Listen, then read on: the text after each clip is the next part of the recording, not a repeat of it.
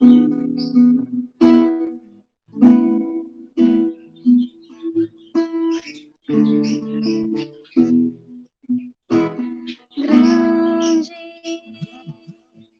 é o Senhor e mugimos de louvor na cidade do nosso Deus, o santo monte. Alegria de toda a grande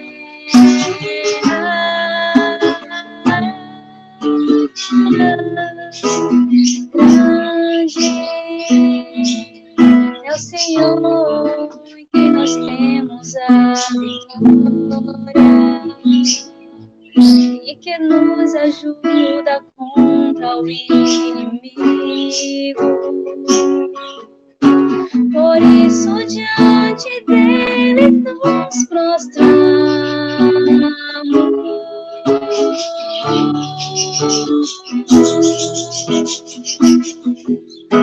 Queremos o teu nome engrandecer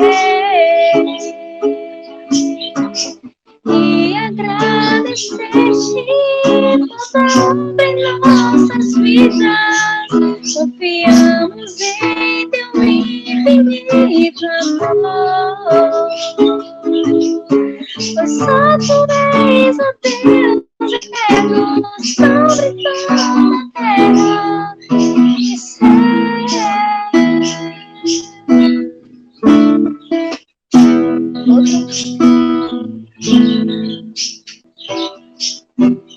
Porque dele, por ele, para ele são todas as coisas.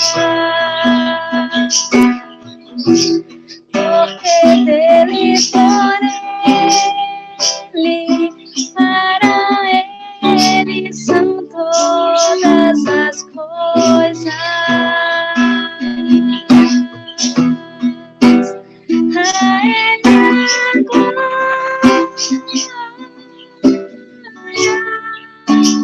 a ele a glória, a ele a glória, pra sempre. Amém. Com profundas riquezas no saber e o conhecer de Deus. Quão insondáveis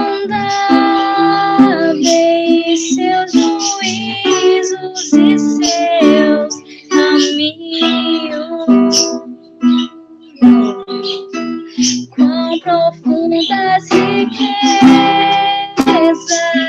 no saber e o conhecer de Deus.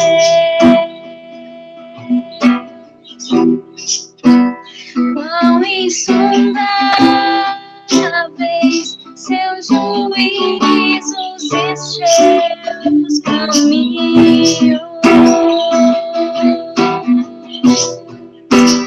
A ele a glória, a ele a glória, a ele a glória, pra sempre. Amém.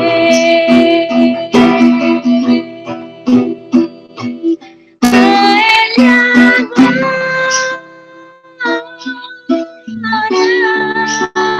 a ele a glória,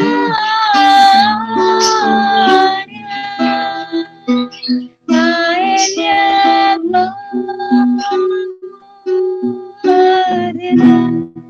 pra sempre. Amém. Amém. Amém. Nós vamos iniciar agora um estudo na primeira carta de João. Ela fica perto de Apocalipse, não é o Evangelho. Eu falei, né?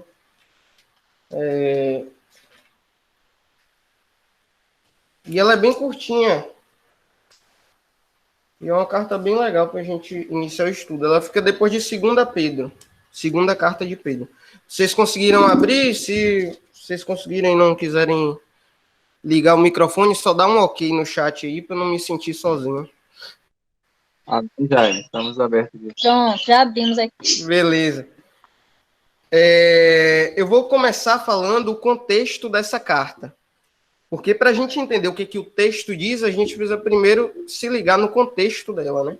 O que João escreveu, para quem ele escreveu, tudo isso, quem é João, né? Essa carta foi escrita pelo apóstolo João, aquele que andava com Jesus e tal. E ele já tinha idade avançada, ele tinha lá para os seus 80, 90 anos de idade, porque essa carta foi escrita em 85 a 100 depois de Cristo. Então, e João era muito novo quando andava com Jesus, né? Ele devia ter uns 15 anos por aí, 20 anos. Então, lá para 85 depois de Cristo, ele deveria ter uns 75 anos por aí. Na época, ele supervisionava algumas igrejas que aconteciam nos lares perto da cidade de Éfeso. Então, a igreja naquela época não era um templo construído para isso. Os cristãos se reuniam nas casas deles. E a função do apóstolo é organizar essas igrejas, né? E essas igrejas, nos lares, né, que faziam cultos domésticos, eram, na maioria, feitas por judeus que se converteram ao evangelho. Então, eles vinham de Israel e moravam em Éfeso. A carta é endereçada a esses irmãos e o objetivo dela é combater uma heresia gnóstica. A heresia gnóstica dizia que Jesus não era homem. Ele não poderia ser homem porque os gnósticos acreditavam que a carne é algo ruim, algo intrinsecamente ruim. Então, como é que um Deus pode se fazer carne se o Deus é bom e a carne é mal? A carne é má, perdão. Então, Jesus não poderia ser homem. Jesus, tudo bem, pode ser Deus, mas ele é só um espírito, ele não encarnou. Isso é uma heresia. E é isso que João tenta combater nessa carta. Então, ela funcionava como um lembrete da doutrina ortodoxa. Ortodoxa vem do grego de doutrina correta, né? Doxa é a doutrina e orto é certo, né? Então, ele queria dizer o seguinte: Jesus é homem. Jesus não é só Deus, como no Evangelho é o que ele mais fala. Ele é o apóstolo que mais fala sobre a divindade de Cristo, e aqui nessa carta ele fala da humanidade do Deus Filho, que é a mesma pessoa, né? O Deus Filho e Jesus Cristo são a mesma pessoa. São títulos diferentes de Jesus. Ela é uma síntese dos ensinamentos que ele fez no evangelho dele, e o único apóstolo que estava vivo era o apóstolo João. Então quem poderia combater essa heresia era João. Ele era o único que tinha sobrado, né? Todos os outros foram mártires. Eles morreram por causa do evangelho. João foi exilado na ilha de Patmos. O último a morrer. O último dos nossos apóstolos. Enquanto o evangelho de João tem como foco a divindade de Cristo, a carta de João tem como foco a humanidade dele. Então vocês já entenderam como é que funciona a carta, né? Entenderam até aqui? Alguma dúvida quanto ao contexto em que a carta foi escrita? A gente vai ler essa carta inteira nos nossos estudos, né, Jadiel? Bem-vindo, amado. Amado Jadiel aqui entrou. Então, a gente vai ler a carta inteira nos nossos estudos. Hoje nós só leremos 4 versículos, que é o capítulo 1, versículo 1 ao versículo 4. Vamos ler, então. O que era desde o princípio, o que ouvimos, o que vimos com os nossos olhos, o que contemplamos e as nossas mãos tocaram, isso proclamamos com respeito ao verbo da vida. Pois a vida foi manifestada e nós a vimos, testificamos dela e vos anunciamos a vida eterna, que estava com o Pai e nos foi manifestada. O que vimos e ouvimos, isso vos anunciamos, para que também tenhais comunhão conosco. e a nossa comunhão é com o Pai e com seu Filho Jesus Cristo. Essas coisas vos escrevemos para que a nossa alegria seja completa. Amém? Vamos analisar aqui o texto a partir do versículo 1 e até o versículo 4. Veja bem, ele começa falando o seguinte: o que era desde o princípio. Isso é uma alusão ao evangelho que ele escreveu, o capítulo 1, versículo 1, que ele fala: o verbo que estava no princípio com Deus e era Deus, Jesus Cristo. Então, o que era desde o princípio, ele está se referindo a Jesus Cristo. Porque no seu evangelho lá, ele começa assim: no princípio era o verbo era Deus, o verbo estava no princípio com Deus e tal. Então, essa é uma alusão a Jesus Cristo. E aí ele continua: o que ouvimos, o que vimos, o que contemplamos e as nossas mãos tocaram. Isso mostra que o testemunho dos apóstolos era primário. Eles não ouviram de alguém e replicaram. Eles mesmos atestaram com os olhos dele, né? Ele fala assim: o que ouvimos, audição, o que vimos com os nossos olhos, visão, e o que contemplamos e as nossas mãos tocaram. Ele dá uma questão sinestésica, né? Vários sentidos deles. Eles usaram todos os sentidos para compreender que Jesus era o Filho de Deus. Não foi só algo que eles viram ou que ouviram de alguém. Eles ouviram o próprio Deus e viram e tocaram. Entenderam? Então, eles presenciaram aquela revelação em vários níveis, com todos os sentidos deles. Isso proclamamos com respeito ao verbo da vida. É assim que ele termina o primeiro versículo. Isso proclamamos com respeito ao verbo da vida. Aqui João deixa mais claro que estava se referindo a Jesus Cristo, porque no capítulo 1 do evangelho dele, ele fala que o verbo se encarnou, né? O verbo se fez carne e habitou entre nós. E quem é esse verbo? Jesus Cristo. E aí ele fala, né? Isso proclamamos com respeito ao verbo da vida, Jesus Cristo. Então a gente vai para o versículo 2. Vocês compreenderam o versículo 1? A gente tem 3 grandes partes dentro desse versículo, que ele fala o seguinte: o que era desde o princípio, Jesus Cristo. O que vimos, ouvimos, nossos olhos viram, nós contemplamos e tocamos, ou seja, eles testificam com algo que eles mesmos fizeram parte, algo que eles presenciaram, e ele termina dizendo, proclamamos isso a respeito do verbo da vida, Jesus Cristo. O que o versículo 1 está dizendo nós vamos falar sobre Jesus, porque nós vimos e ouvimos Jesus, e é sobre ele que nós vamos falar. Ele faz essa redundância toda. João é um apóstolo muito redundante. Ele repete muita coisa o tempo todo. Vocês compreenderam aqui o versículo 1? Então, beleza.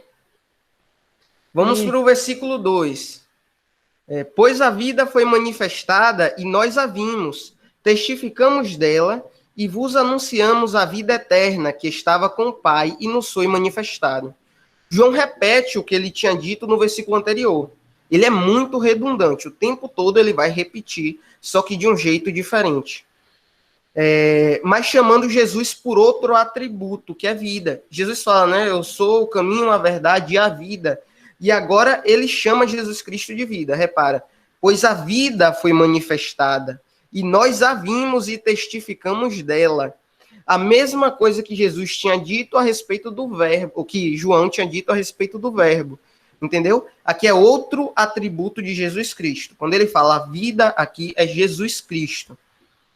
É como se fosse uma síntese dos versículos 2, 4 e 14 do primeiro evangelho que ele escreveu, né? O evangelho de João. O primeiro evangelho, não, o evangelho de João. A gente ainda vai estudar esse evangelho quando a gente terminar a carta de 1 João. Aí a gente estuda o evangelho e a gente vai perceber que tem muita ligação entre o início dessa carta e o início do evangelho. Então vamos seguir para o versículo 3. O que vimos e ouvimos, isso vos anunciando. Ele está repetindo de novo. A gente está testificando daquilo que a gente viu e ouviu. Ele é muito repetitivo, muito repetitivo. Aí vem o objetivo. para que tenhais comunhão conosco. E a nossa comunhão é com o Pai e com seu Filho Jesus Cristo. Aqui está o motivo pelo qual pregamos o Evangelho, para que as demais pessoas tenham comunhão conosco e juntos nós tenhamos comunhão com Deus, através de Cristo nosso Senhor. Esse é o grande ponto. O grande ponto da pregação do Evangelho é a comunhão. A gente prega para ter comunhão entre os irmãos e no seio dos irmãos com Deus.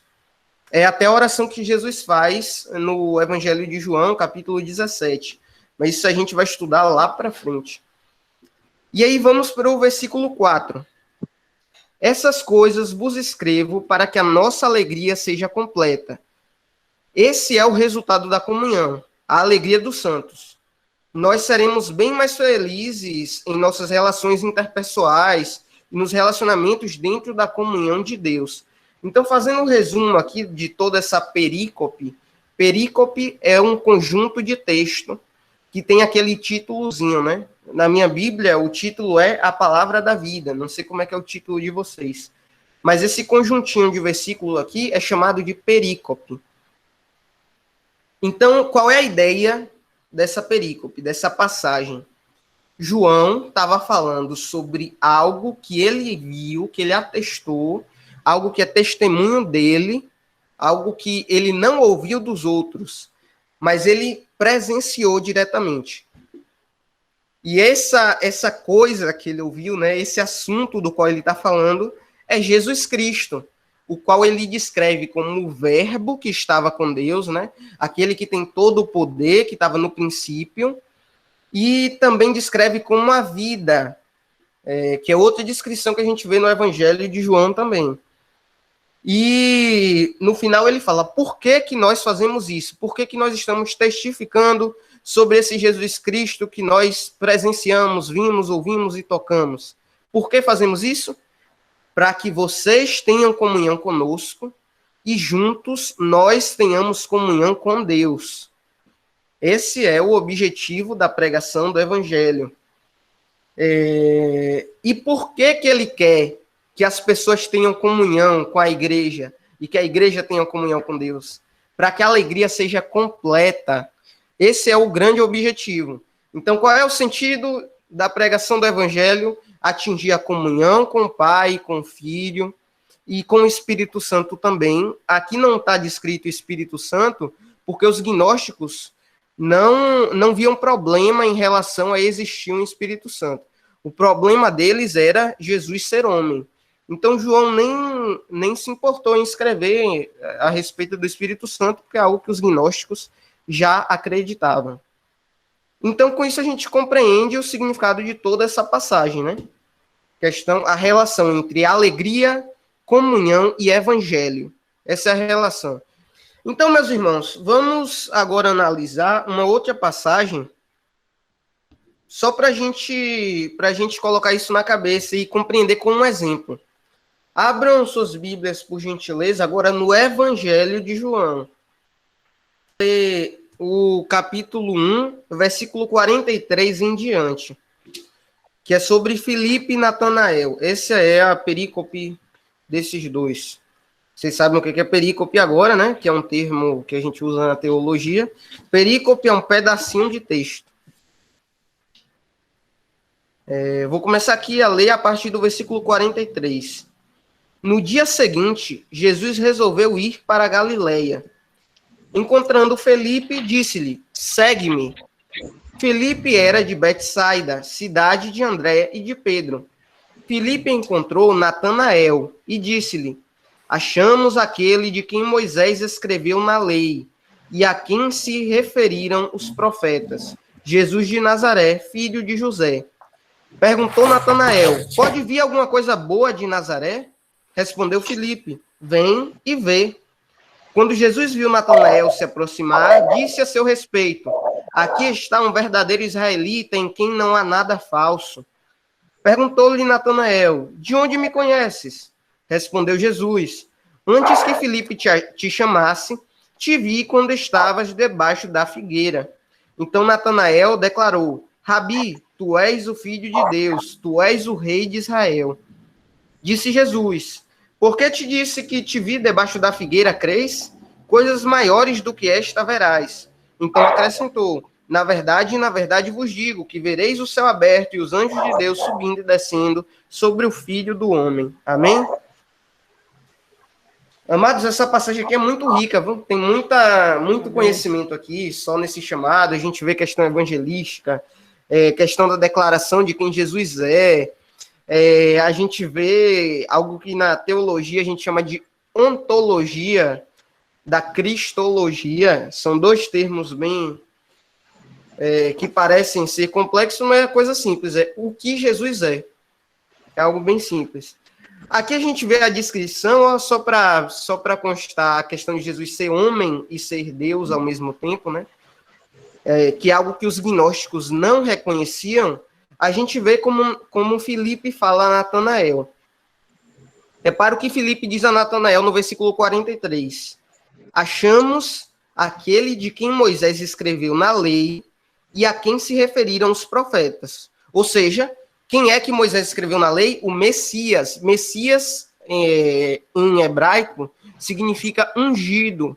Então, é aquele escolhido, a pessoa escolhida, né?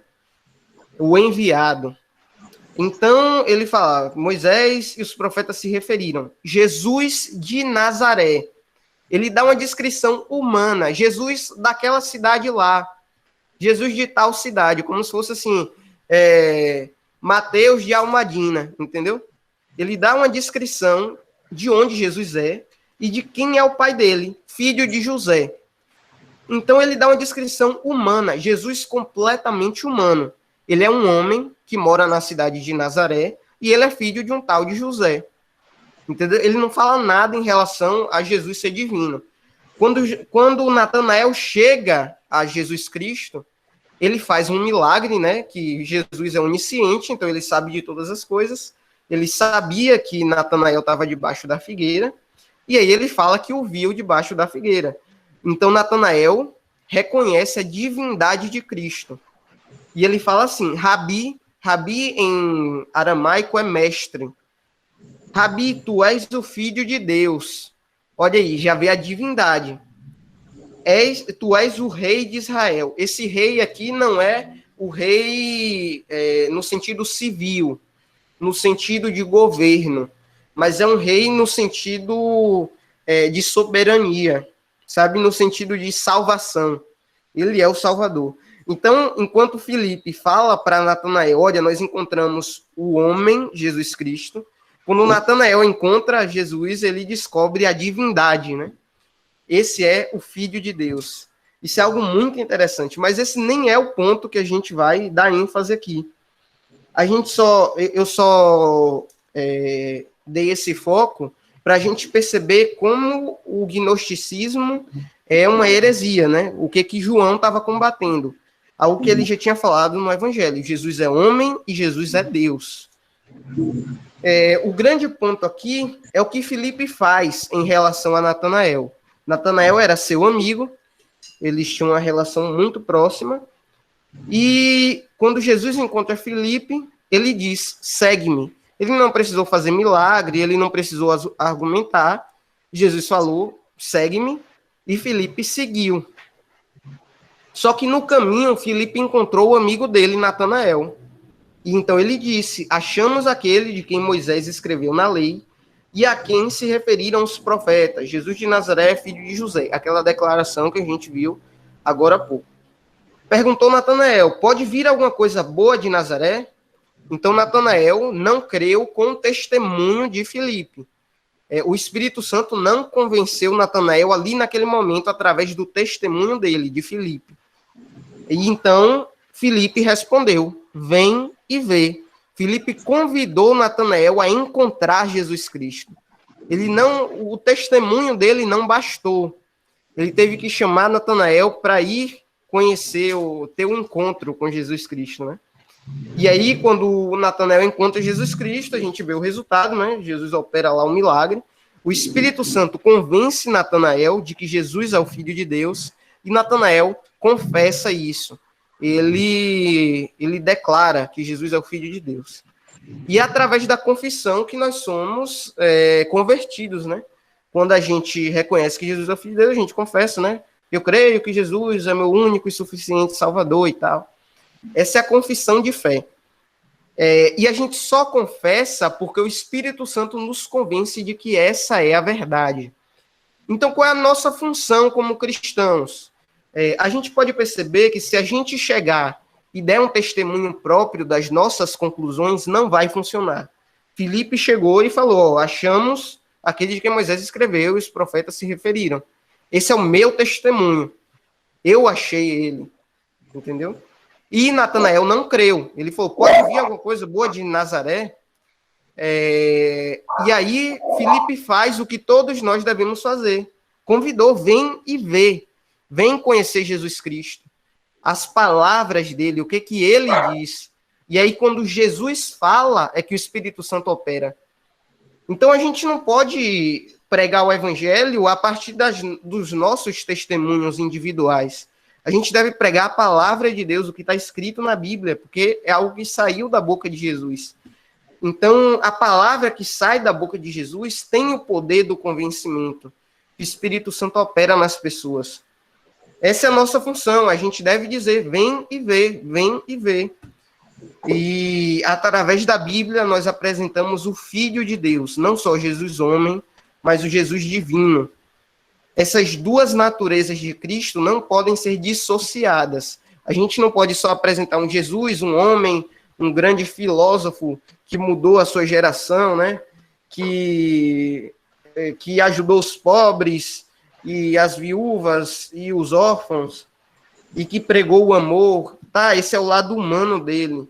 Mas ele também é o Cordeiro de Deus, o Redentor. A gente tem que apresentar o lado divino também, porque quando a gente vê que Jesus é o Filho de Deus, é essa confissão que salva, tá?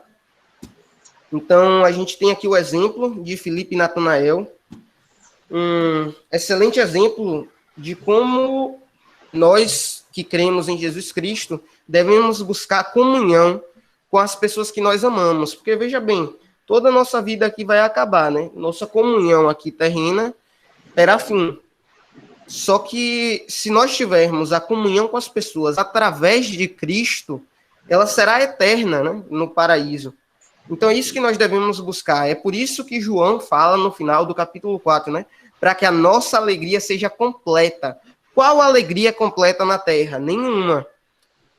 Através do que Paulo escreveu na carta aos Romanos, a gente vai ver que a alegria completa é só no céu.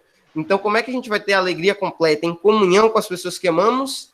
Se elas creem no mesmo Deus que nós, e nós estivermos em comunhão através de Cristo. Amém? Amém. Ficou alguma dúvida aí, galera? Amém. Vocês querem comentar alguma coisa? Diga aí o que vocês entenderam. Amém. Ô Jaime, eu achei interessante que justo no início do livro, né, de João, ele já fala sobre Cristo, ele vai direto ao Oi, seu áudio travou, seu áudio falhou. Repete aí, por Tá favor. travando o áudio. Peraí. Eu acho interessante que justo na carta que ele escreve, logo no início, ele já vai direto ao ponto. Ele já fala sobre Cristo, não somente Deus, mas em Cristo ele já era falando aquilo ali já para que o pessoal possa compreender logo de início com base no que ele vai falando durante a carta, né? Sim, é muito interessante. João, ele é o que traz a revelação. Você vai ver os 4 evangelhos, né? Dos 4 evangelhos, João é o que mais traz a coisa já interpretada, já madura, né? E ele é o que traz, já falando, Jesus é o Filho de Deus, enquanto os outros demoram 1 ano para falar isso, né? Só chega no final, João já fala desde o começo, quem era Jesus, que Jesus estava no princípio de tudo e tal. João já dá tudo mastigadinho, mas ele também é o mais repetitivo, ele repete a mesma coisa o tempo todo. porque ele quer que a pessoa creia nisso. Ele quer dizer, ó, é desse jeito aqui. Eu gosto muito das cartas dele e do evangelho. Dos 4 evangelhos, o dele é o meu favorito, que é o mais teológico, né? E permissão aqui para falar, Vá, meu irmão, à vontade, que permissão que. com licença. E também a respeito de João, né? Ele é um cara muito incrível, porque ele foi considerado o discípulo mais amado, né, de Jesus, né? Jesus separou, acho que foi 69 discípulos. Desses 69, ele tirou 12, e de 12 ele escolheu três preferidos, que era Tiago, Pedro e João. E dentro desses 3, ele escolheu um para ser o mais amado, o cara que deitava no colo de Jesus. E tipo, a gente reflete muito isso, né? Quando João ele escreve a carta, a gente vê que é um cara que teve intimidade com Jesus, um cara que teve uma grande intimidade, né? E tipo, as palavras, as cartas dele tem ênfase naquilo que ele viveu, né? Do mestre. E uma coisa que eu achei também muito interessante foi a questão de Nazaré, né? Que ele fala bem assim, e pode vir alguma coisa de boa de Nazaré? Naquela época, Nazaré era uma cidade foi uma cidade que banalizou muito em relação ao Evangelho de Jesus Cristo, né? Por isso que Natal ele enfatiza isso, que Jesus é de Nazaré, mas era uma cidade morta, uma cidade que não tinha fé, e foi um lugar onde Jesus não conseguiu operar milagres, porque o pessoal de lá não tinha fé. Sim, e o engraçado é que João é o apóstolo que mais fala de amor, né? Não é o quê? E também tem essa coisa, né, que profeta da casa não faz milagre, né? As pessoas sabiam de quem ele vinha, né? O lado humano dele, conheciam demais o lado humano dele. Isso prejudicava o reconhecimento do lado divino. Então é algo que, não sei, aprove ao Senhor que fosse assim, né? É um dos mistérios, né? Porque algumas pessoas creem e outras não, né? É um dos mistérios. Pois é, amado, mas isso é muito interessante. Realmente, João foi o apóstolo que mais falou em relação ao amor e tal. A gente vai ver isso a partir do versículo 3 do capítulo 3 e 4, isso mais para frente. A gente vai continuar esses nossos estudos, né? Que a gente começou aqui. A gente está só no capítulo 1, versículo 1 a 4. A gente vai terminar essa carta. Pessoal, antes de finalizar aí, eu quero agradecer a participação de cada um de vocês que esteve aí presente, né? E que vai estar sempre pra gente com isso. Deus abençoe a vida de vocês cada vez mais. E é isso. Pois é, gente. Quero Obrigado também pela agradecer presença aqui, aí. eu como também da Batista, né? Agradecer a presença de todos de Almadina aí. A gente, só como o Jaime falou, tem só eu e Jaime da Batista de Itajuípe aqui, né? Mas estamos felizes, né? Porque vocês são sempre bem-vindos aqui para estar conosco, compartilhando com a gente. Vamos orar? Senhor Deus, nosso Pai que está nos céus, obrigado, Pai, por mais um dia que o Senhor nos concedeu em Tua presença, Senhor. Obrigado, meu Deus, por essa oportunidade que tem nos dado de estarmos aqui, meu Deus, compartilhando com nossos irmãos em Ti, Pai. Obrigado, meu Deus, pelas Tuas misericórdias sobre nossas vidas, porque mesmo sendo falhos, meu Deus, o Senhor está sempre conosco, nos ajudando e sempre sendo justo conosco, meu Deus. Obrigado, meu Deus, por perdoar os nossos pecados e nossas falhas. Nos abençoe cada jovem daí de Amadina, para que eles possam estar cada dia buscando mais e mais a Ti. Abençoe os jovens daqui também, de Itajuípe, para que possamos estar cada dia, meu Deus, buscando dar o nosso melhor para Ti. Obrigado por esse estudo, meu Deus, por essa oportunidade. É que eu te peço em nome de Jesus. Amém. Amém. Amém.